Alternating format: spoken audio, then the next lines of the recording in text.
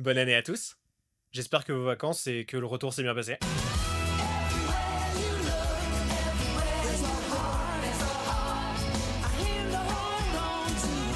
En tout cas, mieux que pour cette équipe d'ingénieurs. Imaginez la scène. Vous êtes sur GitHub, vous ouvrez une pull request banale pour aider un outil que vous adorez. Vous proposez un petit fichier pour que les IA comprennent mieux la documentation. Et là, le fondateur vous répond « Désolé, mais j'ai dû licencier 75% de mon équipe hier à cause de l'IA. » Ah! Ce n'est pas un scénario de film, c'est exactement ce qui vient de se passer chez Tailwind Labs. Aujourd'hui, on va parler d'IA, on va parler de la chute brutale de Tailwind et d'un géant qu'on pensait immortel, Stack Overflow, qui est en train de se vider de son sang. On est peut-être en train de vivre en live la fin d'un modèle économique. Si vous êtes dev, vous êtes aux premières loges. Tout commence par une pull request, la numéro 2388.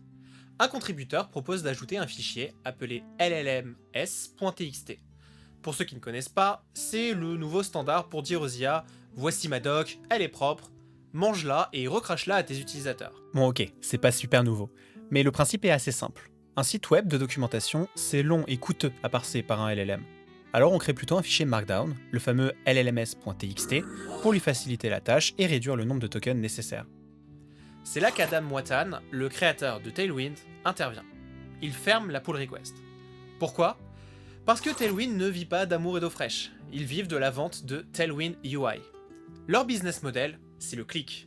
Vous allez sur la documentation gratuite, vous voyez les superbes composants payants, et vous sortez la carte bleue. Mais si l'IA, comme Claude, ChatGPT ou V0, aspire la doc et vous donne le code directement dans votre éditeur, vous ne visitez plus le site. Zéro visite, zéro vente. Adam a été cash. L'IA a siphonné leur trafic, et donc leurs revenus. Résultat, l'équipe est passée de 4 ingénieurs à un seul. Ça fait 3 personnes au chômage, d'un coup, après les fêtes de fin d'année. Même si la piste semble plausible, j'ai une autre hypothèse. L'IA n'est pas la seule coupable. Il y a un autre acteur qui a très bien préparé le terrain, ChatCN UI. Pendant des années, Tailwind a été le roi. Si tu voulais de beaux composants, tu payais Tailwind UI.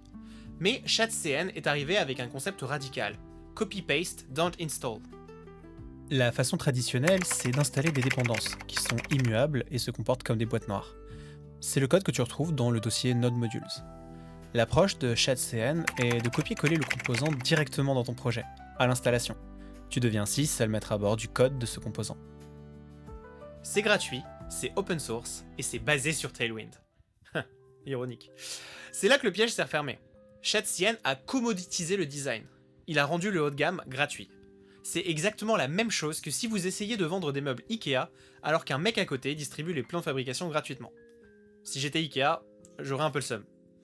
Tailwind Labs s'est retrouvé coincé entre le gratuit de ChatCN d'un côté et l'automatisation de l'IA de l'autre. Ce phénomène dépasse largement le CSS. Regardez Stack Overflow. Depuis 15 ans, c'est notre cerveau externe. On a tous une dette envers ce site et ses contributeurs. Mais depuis l'arrivée de ChatGPT, le trafic de Stack Overflow a chuté de 50%. Et en même temps, pourquoi s'embêter à lire 10 commentaires de développeurs condescendants qui vous disent que votre question est un doublon, quand Claude vous donne la solution corrigée en 3 secondes? Le problème, c'est ce que j'ai envie d'appeler le paradoxe de la source. L'IA, pour le code, est entraînée dans une bonne mesure sur Stack Overflow.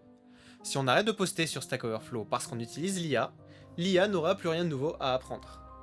On est en train de consommer la connaissance de 2023 et de 2024 en boucle. Mais qui va documenter les bugs de React 20 ou les failles de sécurité de 2030 si les plateformes communautaires meurent? On est en train de scier la branche sur laquelle l'IA est assise. Et nous, au passage. Ce qu'on vit avec Tailwind et Stack Overflow, c'est pas juste une petite crise passagère. C'est une mutation génétique d'Internet. On est en train de basculer d'un modèle du web de la recherche au web de la réponse. Pendant 20 ans, le deal était assez simple. Google indexait ton site, et en échange, il t'envoyait des visiteurs. C'est ce qui permettait à des sites, comme celui de Tailwind, de vendre des kits UI et à Stack Overflow d'afficher des pubs. C'était un cercle vertueux. Moyennant les pubs. Mais aujourd'hui, ce contrat est rompu. Selon Rand Fishkin de SparkToro, une référence en analyse du web, Plus de 60% des recherches Google se terminent désormais sans aucun clic. L'IA ne vous envoie plus chez le créateur, elle extrait la réponse et elle vous garde chez elle. On appelle ça le Zero Click Search. Pour un projet open source, c'est ce qu'on appelle une tragédie des biens communs, mais version numérique. L'IA se comporte comme le passager clandestin ou le coloc un peu chiant ultime. Elle consomme la ressource, le code et la doc, mais elle ne contribue jamais à sa maintenance. Elle finit par capturer toute la valeur financière à la fin de la chaîne, en laissant les créateurs au début de la chaîne avec des factures de serveurs et zéro revenu. Et c'est là que ça devient flippant, même pour de l'IA. Une étude publiée récemment dans la revue Nature par des chercheurs d'Oxford et de Cambridge. Alors, petite correction, l'article en lui-même, il date du 24 juillet 2024. C'est sa correction qui est récente et qui date du 21 mars 2025. Tire la sonnette d'alarme sur ce qu'on appelle le model collapse, ou bien effondrement des modèles. La conclusion est brutale et en même temps elle est assez logique.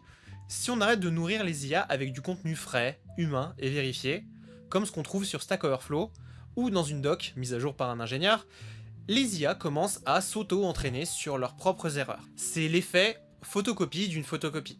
À la fin, le résultat est illisible et les biais sont renforcés. En tuant le modèle économique des gens comme Adam Watan, l'IA est en train de détruire sa propre source de nourriture. On est en train de brûler la bibliothèque d'Alexandrie pour chauffer nos maisons en hiver. C'est efficace sur le moment, certes, mais demain, on sera tous dans le noir et on aura froid. Alors, est-ce que c'est la fin ? Pas forcément. J'ai pas envie de céder aux sirènes de l'IA va tous nous détruire, blablabla.